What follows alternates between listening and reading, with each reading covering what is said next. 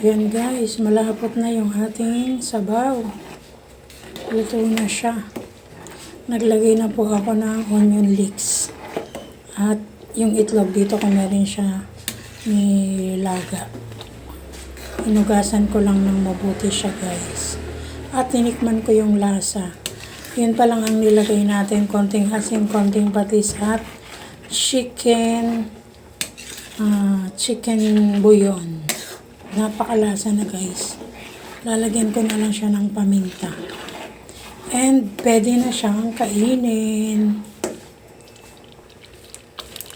Yan, maglagay na tayo ng paminta guys. Ito ang gamit kong paminta guys kasi napakalasa at hindi siya fake. Alam niyo naman tayo, bihira naman tayo magluto. At saka, itong niluto ko guys, kita nyo medyo marami yan kasi hanggang gabi na namin yung kakainin ng anak ko. Para tipid lang, gano'n. Hindi na kami nagkakanin. Kasi kanin na rin yan. Wala na rin ulam. Nandiyan na yung konting ulam na manok. Ayan guys, pwede na yan. Pwede na po natin kainin to. Tara guys, let's eat.